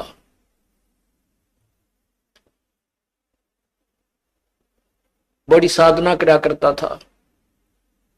एक बार उसको दस्त लग गए, पेचिस लग गए, उसको लूज मोशन हो गए। और लूज मोशन इतने हो गए, उम्र भी उसकी अच्छी हो गई थी, 60-70 के आसपास। इतने लूज मोशन हो गए कि वो समझ गया ना कोई दवाई काम करे। तो उसको पता लग गया कि अब तेरा जाने का टाइम आ गया है, अब नहीं रह पाएगा। इस दृष्टिकोण से उसने सोचा यहां क्यों दुखी करा, कोई एक आधा व्यक्ति टूटा फूटा हुआ है, यू कपड़े धोने में लग गया रहा है। तो उसने सोचा कि जंगल में जाकर के शरीर को त्याग दूंगा, वहीं मर जाऊंगा, 1-2 दिन में भूखा भूखा प्यासा, दस्त लगी रहे हैं, खत्म हो जाऊंगा, और वहां इस 100 को कोई पशु पक्षी खा पी लेंगे, उसको उनका उद्धार हो जाएगा। इस दृष्टिकोण से वो महात्मा जंगल में बहुत गहरा चला गया, बहुत गहरा, और मेन रास्ते से भी हटकर जानबूझकर ऐसे सर्प तरफ निकल गया, नो लाठी के लाला लू का पति जंगल के बीच में, वहां कहीं आसपास कुछ भी को नहीं। वहां जाकर बैठ गया। अब वो बैठा था, थोड़ी सी देर हुई थी, इतने में एक बालक आया, 5-7 साल का, वर्ष का। उसने कोई आधा घंटा होया होगा बैठे ने। वो कहने लगा, बाबा आपको लगता है आप बीमार हो? हाँ भाई बीमार हूं बेटा। आप कहां से आ गए? यहाँ बच्चे को बोला है, बोला यहाँ हमारा मकान है, यहाँ हमारी आश्रम है, हमारा घर है यहाँ पर थोड़ी सी दूरी पे, और बाबा ले ये खिचड़ी खा ले, आपको दस्त लगे हैं, मेरी माँ ने बना के दी है, रोटी खा, अब खिचड़ी खा ले। वो बोला, ओ बेटा ला, भूख लगी है। अब बाबा उस सूरदास ने वो खाना खा लिया, खिचड़ी खा ली। वो खिचड़ी खाते ना दस्त रहे और पेट भी भर गया। तो उसने शुक्र मनाया, परमात्मा बड़ी दया करी आपने, हे परमात्मा आप यहां भी साथ है, देख कितना छोटा आदमी को यहीं पर आपके बच्चों ने मेरी सेवा कर दी। ये सोच के अग भाई चल, भगवान किया है रजा है और जीवन देंगे तो इसका भजन करेंगे, ठाओगे तो चल इसके लोक में जाओगे, हमारे दोनों हाथों में लड्डू है। तो इतने में कुछ देर में वहां उस लीला परमात्मा की ये भेड़ बकरियां वाले आ गए, और उनकी एक भेड़ बकरी की तरह लगी। उसने ढूंढते ढूंढते उस घोर जंगल में पहुंच गए। वो बाबा जी लौट रहा वहां पर। वो कहने लगे, महात्मा तू यहाँ कैसे आ गया? वो बोला, भाई आ गया, मैं ऐसे ऐसे बीमार था, और यहाँ एक भगवान आत्मा का घर है, उसने बिरहनी की ऐसी दया करी, को खिचड़ी सी बना कर दी, मैं ठीक हो गया, मेरे दस्त लाग रहे थे। वो गडरिये जो थे वो उसके मुंह का ना देखें, महात्मा उस सूरदास के मुंह की तरफ, कि क्या कह रहे हो, यहाँ कौन है, किसका घर है? और उसके पास क्या था, वो जो प्लेट लाया था, थाली जिसमें खिचड़ी लाया था डाल के, जब उस महात्मा ने वह खिचड़ी खा ली, वो आवाज लगा रहा था, बेटा अपनी यह थाली ले जा, बेटा थाली ले जा। उधर से वो गडरिये आगे, जो वो रट लगा रहा था, तो गडरिये बोले, बाबा किसको आवाज लगा रहा है तू? बोला, भाई यहाँ कोई एक घर है और उन्होंने ये खिचड़ी बना के भेजी थी, बेटा उनकी थाली, वो बालक था ना ले गया होगा थाली, ये थाली को उनको ले जाएंगे अपनी। वो कहने लगे बाबा जी तू यहाँ कैसे आ गया ऐसे घोर जंगल में, यहाँ ना कोई घर है, यहाँ से 5-7 कोस तक तक कोई गांव भी कोई ना, तू घर की बात करे, यहाँ कोई घर नहीं है, ये थाली कहाँ से आ गई तेरे पास? ने बोला भाई मन ने बेरा है कितना आएगी, जब यार कोई है ही नहीं और कोई घर नहीं तो मौन साध गया। को हे भगवान, हे परमात्मा, आप यहां भी साथ। अब क्या होता है, वो बाबा जी उठकर चल पड़ा। अक भाई चले, जहां ले जाएगा वहीं चलते हैं। अब चलते चलते वो जा रहा था कि आगे एकदम गड्ढा था। वो गड्ढा ऐसे स्टाइल में था जय वो स्पीड उसकी इतनी थी बाबा जी की कि वो लाठी थोड़ी टेका था, कदम गड़े रहा था। इसी उमंग सी हो रही थी, कोई हे भगवान आज मेरा जीवन दान कर दिया भगवान, इस उमंग में चल रहा था। तो ज्यों ही वो गड्ढे में गिरने को हुआ तभी एक व्यक्ति ने उसका हाथ पकड़ के और उल्टा ले लिया। ने बोला बाबा आगे इतना जबरदस्त गड्ढा है, तुम गिर के मर जाता, वापस हो ले, ये रास्ता ठीक नहीं। तो उस संत ने उसके बचाने वाले का पैर पकड़ लिया, नो का नो नीचे एकदम पैरा में गट गया। नो बोला परमात्मा जब तक निकल गए थे मेरे हाथ से, आज नहीं छोड़ू तेरे, जब तुम वो पहचान नहीं सका आपको आज नहीं छोड़ू, मन मत बकावे। नो बोला बाबा क्यों मेरे घर पड़ गया, मैं तो एक राह चलता आदमी हूं और ये तो सूत बैठ गया, तू मर रहा हो, मैं भगवान ने भेज दिया यहाँ तेरे को बचाने के लिए। नो बोला ना, एक बार धोखा खास गया, सूरदास दूसरी बार नहीं। और फिर उसने छुटा लिया वो पैर हाथ। नो बोला छोड़ तू मेरे गले पड़ गया। जब वो कहता है, कहने लगा कोई बात नहीं, तू सारी सृष्टि का मालिक है और मैं बोधा जी तेरा मेरा के मुकाबला है कि मैं तुझे पकड़ सकूं, लेकिन सूरदास के दिल से निकल जा जब देखूं किसा बलवान तू।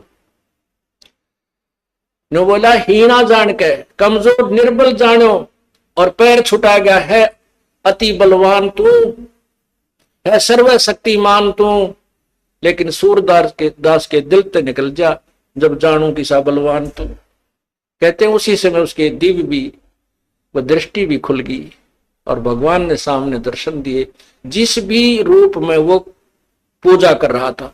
अब देखो पुण्यात्माओं, परमात्मा पूर्ण ब्रह्म कबीर परमेश्वर इस भक्ति काल तक इस जीव को लाने के लिए, भक्ति की आस्था बनाए रखने के लिए सोचल छिद्र करता है। नरसिंह जी का भात किसने भरा था, नरसिंह जी की हुंडी किसने ली थी, ये तो तत्व ज्ञान सुन जाओगा इस अंधेरे ने। ये पूर्ण परमात्मा जो तीनों लोकों में प्रवेश करके सबका धारण पोषण करता है, यानी सबकी व्यवस्था, सबको जो भी जैसा कर्म करता है उसके फल आधार पर वो परमात्मा आकर के भक्ति लाभ देता है। तो पूर्ण परमात्मा आए और फिर उसको कहा बेटा ये भक्ति कर, ये भगवान है, ऐसा नाम जप। और फिर ये कहा कि मैं तो उसका भेजा हुआ हूं, तू नाम जाप कर, नाम से मोक्ष होगा। तो पुण्यात्माओं कहते हैं जब उसमें प्यार आया, जब फूट फूट कर रोने लगा सूरदास, बुरी तरह तरफने लगा, जो परमात्मा प्रकट हो गए, उसके नेत्र भी दे दिए और सामने दर्शन भी दिए। जैसे सूरज के आगे बदरा ऐसे करुण छयारे, प्रेम की पवन करे चित मंजन वो झलके तेज नयारे।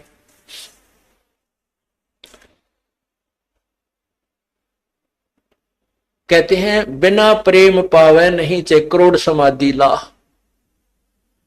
और इस प्यार को जागृत करने के लिए, इस प्यार को आप परमात्मा के प्रति बढ़ाने के लिए आपका जो ट्रीटमेंट चल रहा है, ये सारा जो उपचार है परमात्मा में प्यार बढ़ाने का। जितना भी प्यार आपका भगवान में बढ़ जाएगा, उसके बाद आपको संसार में उस मालिक के अतिरिक्त कोई नजर नहीं आएगा। और वो मालिक कैसा है, कौन है, उसको नहीं जानते, इसलिए परमात्मा ने यही कहा है कि मम संत मुझे जान मेरा ही स्वरूपम। मेरे संत को मेरा ही रूप मान लेना, मैं मुझे ही मान लेना। जैसे गुरु भगवान नहीं है गुरु तो भगवान को मिलाने का, प्राप्त करवाने का एक मीडिया है, लेकिन वो पूर्ण परमात्मा का कृपा पात्र है।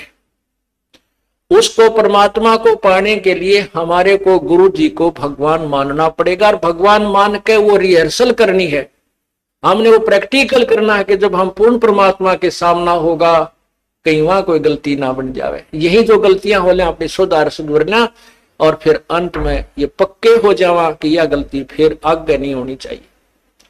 अब जैसे आप शरीर छोड़ोगे, जो भक्ति नहीं कर रहे उनके साथ तो वह बरान माटी होगी, यम के दूध देखते कालजा पाटेगा उनका, और आपको परमात्मा स्वयं इस दास के रूप में खड़ा पाओगा, क्योंकि आप मुझे पहचानते हो, मेरी शक्ल को पहचानते हो। भगवान आपको वहां मिलेगा और आपको साथ लेकर के ऊपर जाएगा। तो आपको ऐसा लगेगा जैसे सत्संग में जा रहे हैं, वहां पर भी ऐसे ही मेले भरे होंगे, परमात्मा की लीला होगी, और वहां फिर तुम कोई गलती कर दोगे, क्योंकि यहाँ परमात्मा बहुत समय तक आपको फिर रखता है। इस 21वें ब्रह्मांड में एक, यहाँ इस एक ब्रह्मांड में अलग स्थान है परमात्मा, वहां भी आपकी पूरी ट्रेनिंग लेगा, और वहां फिर ऐसे जैसे सत्संग में आते हो, यहाँ भी इधर उधर का कोई गलती कर दोगे तो ये तो एक प्रैक्टिकल हो रहा है, और वहां हो जाएगा ओरिजिनल एग्जाम आपका, तो वहां से फिर पटकने पड़ोगे यहीं पर। उसमें इतना सुख जरूर हो जाएगा कि कई सैकड़ों मनुष्य जन्म में मिल सकते हैं, पार नहीं हो सकते। तो इसलिए यहां जो आप आते हो, तो जब यो दास है आपका, वो परमात्मा ने भेज रखा है, तो उसके लिए कहते हैं मम संत, मेरे संत को मेरा ही स्वरूप मानिए, मम संत मुझे जान मेरा ही स्वरूपम। अब जैसे परमात्मा गुरु के बिना नहीं मिले, और कहते हैं गुरु जी भगवान है, परमात्मा खुद कहते हैं गुरु मानुष कर जानते ते नरकिए अंधे, ओवे दुखी संसार में आगे यम के फंदे। अब गुरु गोविंद कर जानियो, गुरु जी को भगवान मानकर चलियो, और रहियो शब्द समाए, वचन में, वचन के अंदर चलना, उसके आज्ञा का पालन करते रहना।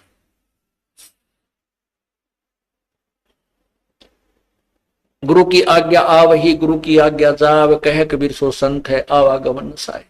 तो यहां हमने जैसे एक मैथमेटिक्स के अंदर गणित में एक प्रश्न आता है ब्याज का, तो उसमें मूलधन निकालना होता है, और मूलधन निकालने के लिए पहले हमने दर कैलकुलेट करनी पड़ती है।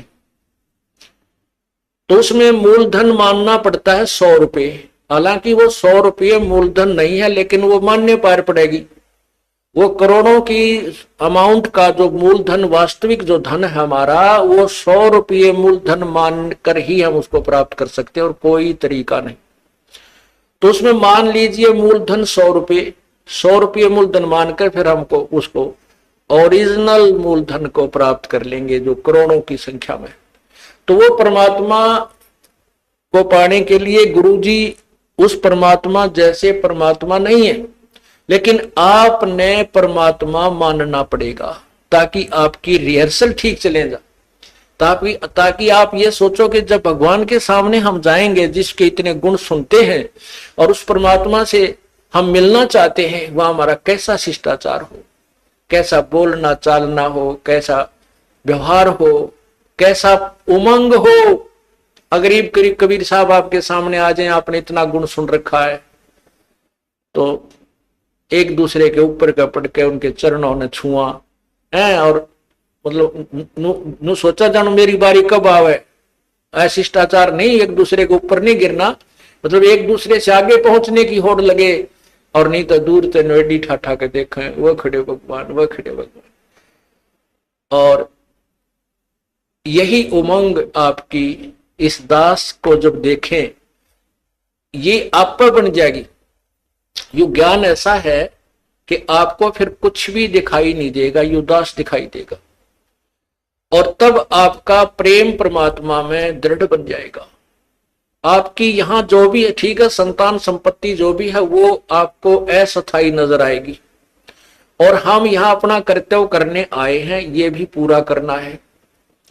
तो इस प्रकार जैसे हम माता पिता की, जैसे बच्चों की परवरिश करते हैं माता पिता बचपन से, कितने प्यारे लगते हैं छोटे छोटे बच्चे। और उनको अब आप वो भूखे रह जाते हैं, बच्चों को उत्तम आहार कराते हैं, उत्तम अच्छे कपड़े पहनाते हैं।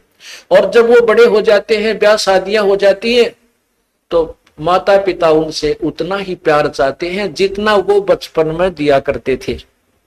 अब हम उतना प्यार उनको नहीं दे पाते, ये भी हम पाप कमा लेते हैं। बूढ़े आदमी ने कुछ नहीं चाहिए, सारे शौक खत्म हो जाते हैं उसके बुढ़ापे में। और हमारे भक्त बीड़ी शराब मांस तंबाकू को मुंह त्याग देते हैं तो बिल्कुल नहीं छूते, वो केवल प्यार के भूखे होते हैं।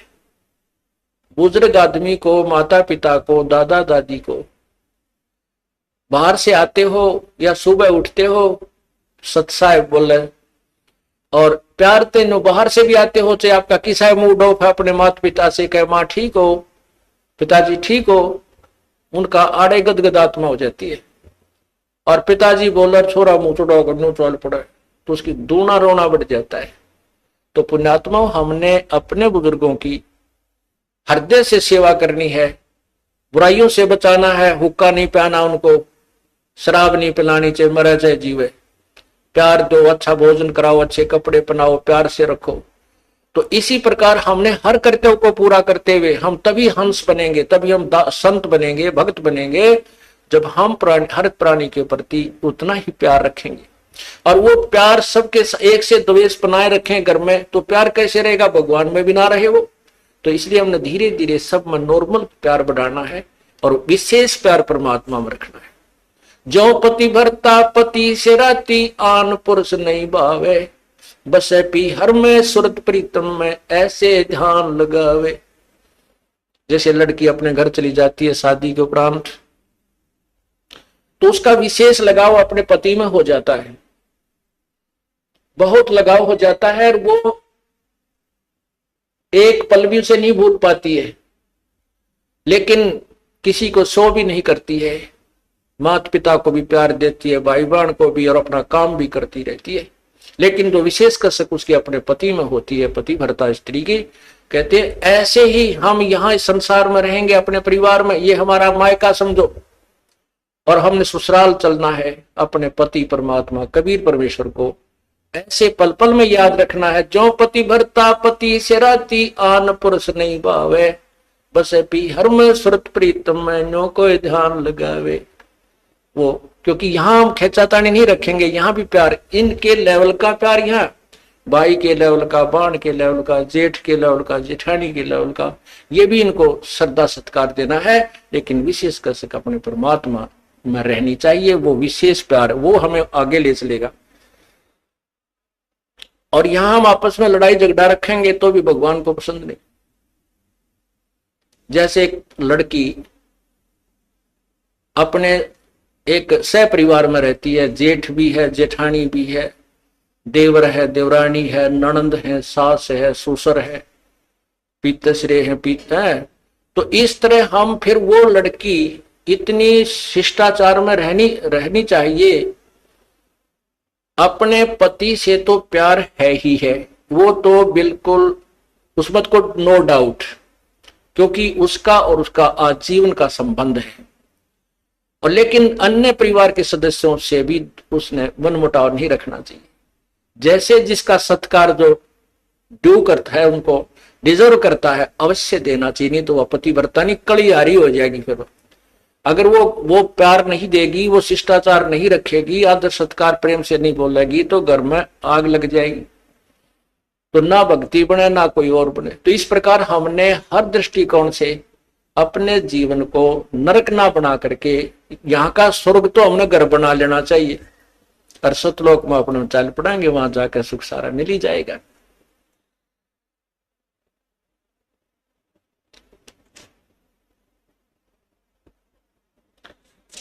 इस प्रकार हमने अपने इस जीवन को सुचारू करना है और परमात्मा प्राप्ति करनी है। सत्संग में आने से बहुत लाभ बताया है। कहते हैं संत मिलन को जाइयो, दिन में कई बार, आसौज के मेह जो ये घना करें उपकार। आसौज का मीह, पहले सिंचाई नहरों से नहीं थी, ना कोई ट्यूबवेल्स थे, परमात्मा पर आश्रित होते थे। तो उसमें आसोज में जो मी बरसता था, वर्षा होती थी, वो पहले वाली फसल को, जो ईबो राखें बाजरे ज्वार ज्यादा बोया करते थे, उसको तो परिपक्व करती थी। और नेक्स्ट, क्योंकि चने ज्यादा बोते थे, और उसके लिए कहते हैं आगे की सिंचाई का भी काम कर जाती थी। तो अब जो पुरानी फसल यानी पुरानी आल, पुराना जो आपके अंदर भक्ति संस्कार थे, अब ये सत्संग, संत का जो सत्संग है, उस पुराने जो सत्संग जीवन को तो आपको परिपक्व कराएगा, सुचारू रखेगा, इसमें कोई आपत्तियां आनी है उनमें भी टालेगा, ये परमात्मा का नाम, और आगे के लिए भविष्य की तैयारी करवाओगा। इसलिए कहते हैं संत मिलन को जाइयो दिन में कई कई बार, आसौज के मेह जो ये घना करे उपकार। तो पुण्यात्मा सत्संग आने से आपका उद्धार होगा। आप भी आवे और भी जहां तक पार बसाओ सबको समझाने की चेष्टा करें, और सच्चाई से परिचित कराना हमारा फर्ज बनता है। हम किसी के मित्र हैं और उस मित्र को इस मार्ग पर नहीं ला सकते हैं, तो उस मित्र से मित्रता मत रखिए। वो मित्र तेरी जान का झाड़ बन जाएगा और आपको ले डूबेगा। ऐसे बहुत से भक्त हमें मिले, फिर वो आखिर में उन्होंने ये बात स्वीकार करनी पड़ी, या तो वो मित्र ही भक्त बन गया ना, नहीं, वो मित्रता नहीं रही, औपचारिकता रहेगी, हृदय से मित्रता नहीं रही। अब मित्र तो हमारा एक ही है, कबीर परमात्मा। अगर हम उससे मित्रता करेंगे, तुमेव बंधु च सखा तुमेव, तुमेव माता च पिता तुमेव, तुमेव बंधु च सखा तुमेव, तुमेव विद्या च दृढ़ तुमेव, तुमेव सर्व मम देव देव।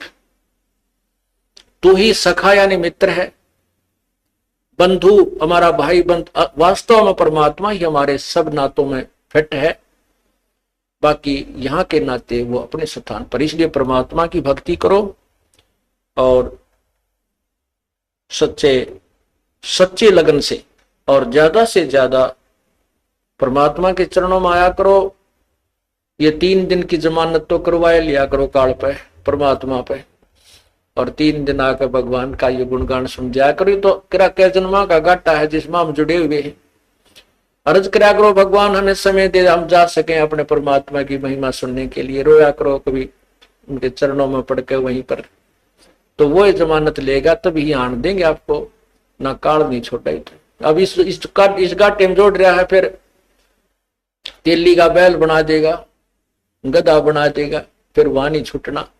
तो अब हम प्रयत्न कर सकते हैं, अब हम छूट सकते हैं। परमात्मा का सहारा है, हमारे पास ज्ञान है और फिर सच्चा नाम है। आप पूरा प्रयत्न करें। बोलो सतगुरुदेव की जय।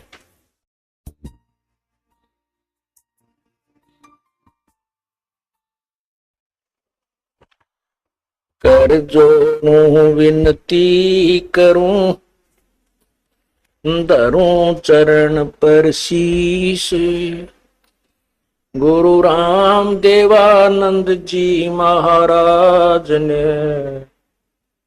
दियो नाम बख्शीश। कोटि कोटि सिजदा करूं,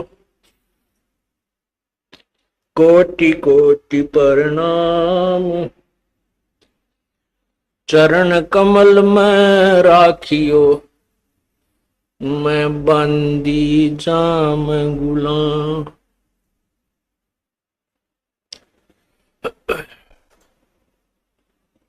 अवगुण किए तो बहुत किए, करत न मनी आरे, बावे बंदा बख्श दियो, बावे गर्दन उतार। अवगुण मेरे बाप जी, बख्शो गरीब नवाज। जो मैं पूत कपूत हूँ, बोहर पिता को लाज। मैं अपराधी जन्म का, नक्सक बड़े विकार, तुम दाता दुखी भंजना, मेरी करो संभार। जय इब कै सतगुरु मिले, सब दुख आँखों रोए, चरणों ऊपर शीस धरूं, कहूं जो कहनी हो। गुरु जी तुम ना भूलियो, चाहे लाख लोग मिल जाएं, हमसे तुमको बहुत है, तुमसे हमको नहीं, तुमरे विसारे क्या बने, मैं किसकी शरण में जाऊं। शिव विरंच मुनि नारदा, तिनके हृदय बिना समाऊं। बंदी छोड़ दयाल जी, तुम तक हमारी दौड़े, जैसे कागज हाज का, सोजत और न ठोरे। बंदे तू कर बंदगी, बंदे तू कर बंदगी, जय चावे दीदारे। अवसर मानुष जन्म का, भाई मिले न बारंबार।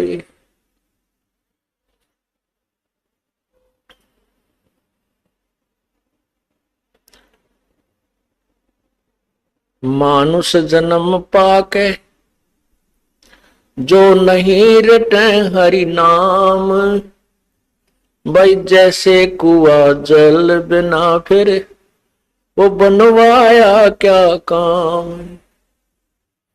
लूट सको तो लूटियो, राम नाम की लूटी,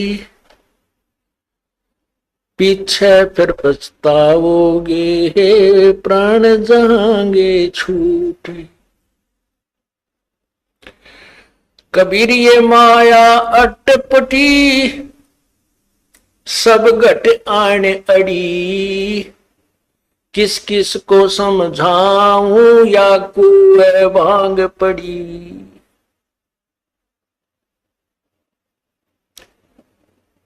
राम नाम कड़वा लागे, ये मीठे लागे दाम, दुविधा में दोनों गए, भाई माया मिली ना राम। पुण्यात्माओं, इस कालबली ने हमारे साथ पग पग पर धोखा किया है, और ये कालबली का एजेंट ये मन है। ये मन इस प्राणी को अच्छे काम की तरफ नहीं लगने देता,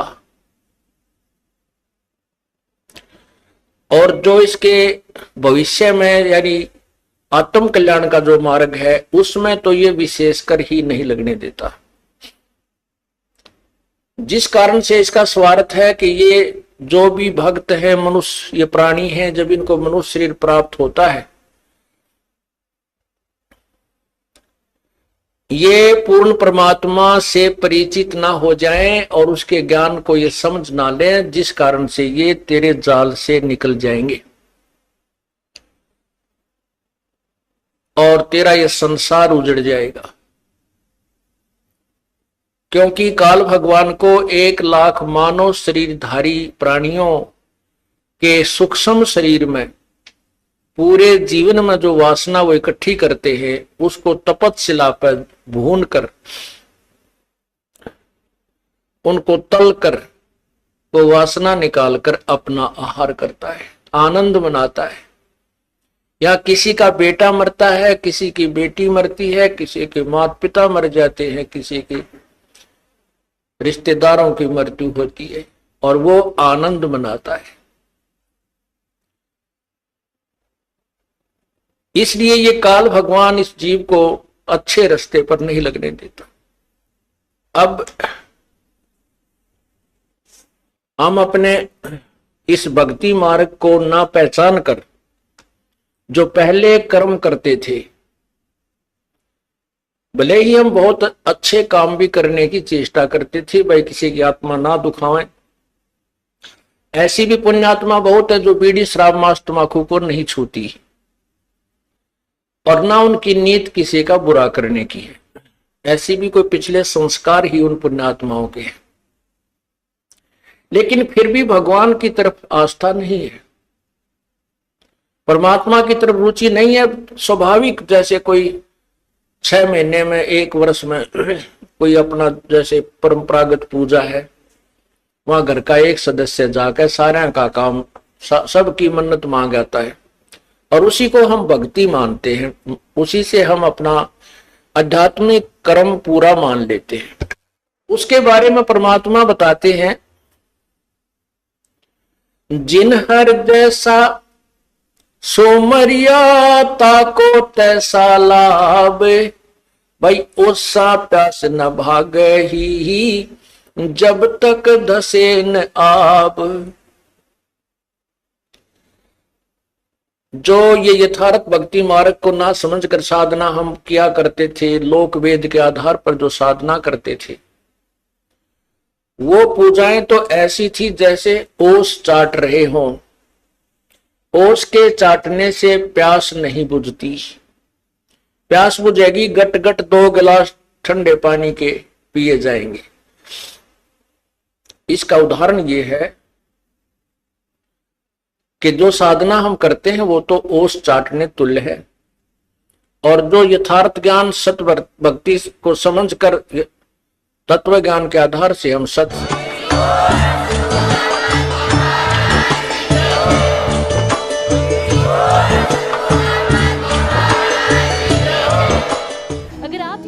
YouTube पर देख रहे हैं तो हमारे चैनल को सब्सक्राइब करें और बेल आइकन को दबाना ना भूलें। अगर आप Facebook पर ये वीडियो देख रहे हैं तो हमारे पेज को लाइक करें।